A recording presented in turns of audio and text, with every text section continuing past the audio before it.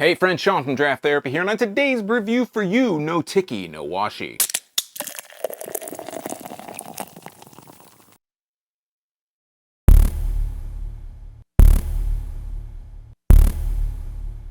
Dismembers Only is a 13.5% bourbon barrel-aged Imperial milk stout from Floyd's Brewing in Munster, Indiana.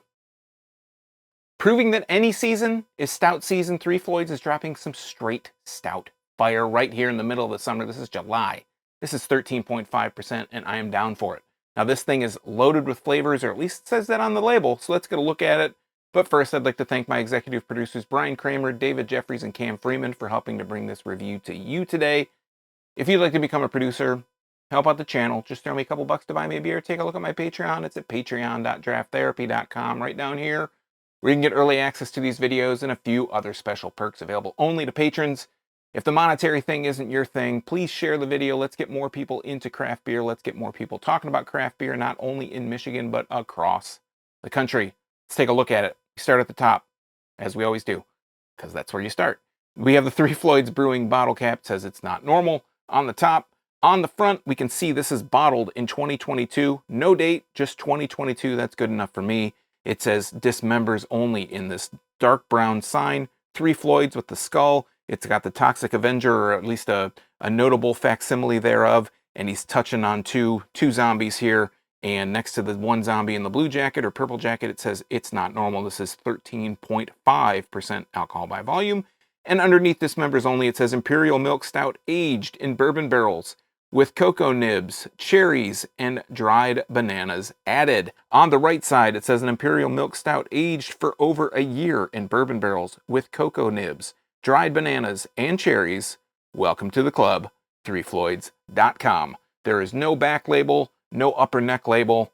We don't need any of that stuff. Where we're going, we don't need labels. I'm going to grab my large snifter style glass. This one happens to be an Arvon Brewing Company glass. And we're going to crack this and put a nose on it. Looking at that vapor coming up. Not too much, actually. Interesting. Let's put a nose on it and see what we get. Ooh, lots of dark fruit. Like big dark fruit aroma. Has a sweetness. There is a tiny bit of like a bourbon barrel characteristic in there. Maybe a little bit of a chocolatey, but mostly dark fruit, especially out of the neck of the bottle. Let's go ahead and pour this. Coming out pretty thick, coming out pretty dark. That's what we like to see in our bourbon barrel-aged Imperial Milk Stouts. We're going to go ahead and let it just go. Let it flow, let it go. We're looking at about half a finger ahead. Didn't really bubble up too much, but we got a half a finger. It's a little bit darker, a little bit of a dark tan, close to like a bit of a kind of coffee-colored head. Not too crazy. And if we hold it up to the light here, that is opaque. Like, I am not seeing through that. You are not seeing me through it. It looks dark to you from the front, looks dark to me through the back, and that's with the light shining through it. On the bottom, there is just a barely dark, like a reddish-brown hue to it. And if we put a nose on it here, getting a little bit of a different aroma. Now, I'm still getting the dark fruit. I'm still getting chocolate. I feel like I'm getting a lot more chocolate than I was getting on the neck. A little bit more bourbon. Dark fruit's a little bit kind of taking a back seat on the glass, though. It was a little bit stronger on the bottle. Let's go ahead and try it out. We're going to talk about the mouthfeel first. Cheers.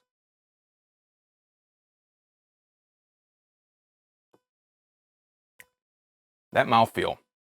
Nothing beats the mouthfeel of a bourbon barrel-aged Imperial Stout, let alone Imperial Milk Stout.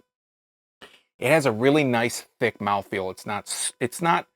It is a little tiny bit syrupy, but it's not crazy. It definitely sticks to your tongue. Like, I kind of just let it roll over the back of my tongue. I didn't swish it around or anything.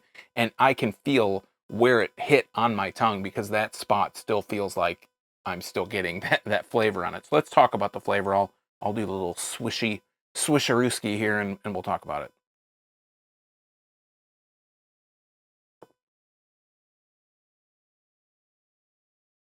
Definitely up front, getting a real sweet, like malty, chocolatey, little bit of a cherry flavor, all on the up front. It really hangs out. It's really kind of sweet throughout, but it's not super like pastry stout sweet. It has a nice sweetness to it, but it's not overly sweet.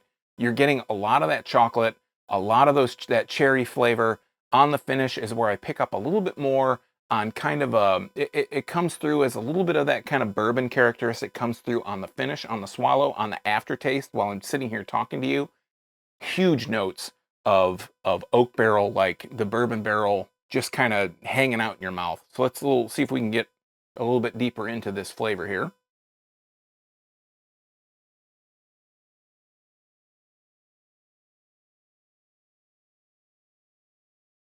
This has such a, while the mouthfeel is like that thicker end, that heavier end of the mouthfeel, it is so creamy. Like when you kind of swirl it around, you really can pick up this huge creamy vibe. So it does feel like it is kind of heavy in one direction with that cherry, with that dark fruit, with that chocolatey flavor.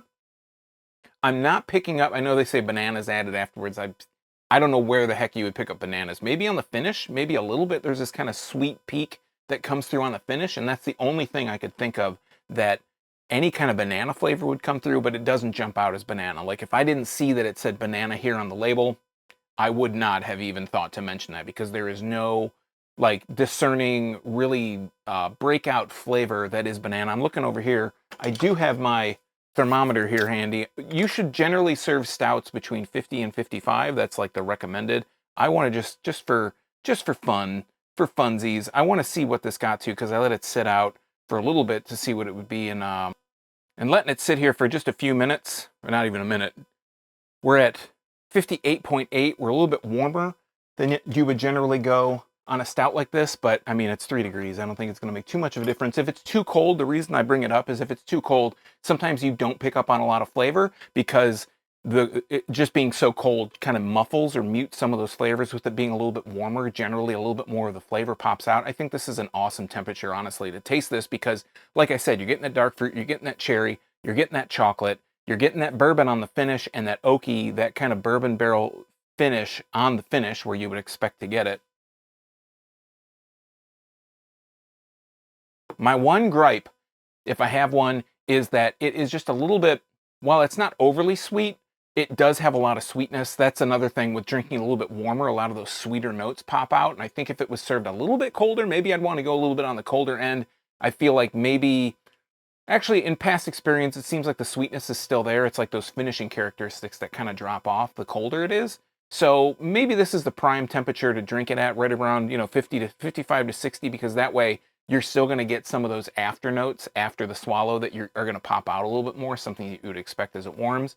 3 Floyds, I haven't had too many other stouts, but it seems like whenever I have them, they are like super huge stouts, and this one is no exception. This is one I feel like, it was 80 degrees today, 82 degrees, whatever, but it's been in the 90s for the past few days. So even with that temperature, I'm not outside, I'm not sitting in the heat, but I think this is stout seasons all year round. I mean, that's anytime you want to get a little tipsy, it's awesome for a bourbon barrel aged stout. So 3 Floyds, I think, again, my big gripe against this is that just it's a little bit on the sweeter end, but if you like and it's a milk stout, so you should kind of expect that. But if you like your stouts on the sweeter end, you'll love this. If you're maybe a little bit more of that kind of roastier kind of stout, fan, maybe this one isn't for you, but I feel like if you like milk stouts, you like those sweeter stouts, this one will fit right in any portfolio or any kind of tasting session that you'll have with stouts. All right, friends, that's been Dismembers Only from 3 Floyds Brewing down in Munster, Indiana. Have you had this one yet? Do you have a favorite stout for summer? Let me know in the comments down below. While you're down there, if you like beer, you might want to subscribe and click that bell, because I'm here talking about beer twice a week, Tuesdays and Thursdays, all for free for viewers just like you. And you might miss your newest favorite, or you might not know to avoid a clunker because you weren't watching, you weren't seeing all the different stuff that I talk about. There's so many beers out there. Watch me, watch my videos. I'll help you find a good beer that you'll like. So until next time, I'm Sean from Draft Therapy. Thanks for stopping by. Remember, drink craft beer. Support your local breweries. These guys are in Munster, Indiana, like I've said several times in this video. And until next time, don't forget to treat yourself to a little draft therapy. Thanks for watching, everybody. We'll see you next time. Cheers.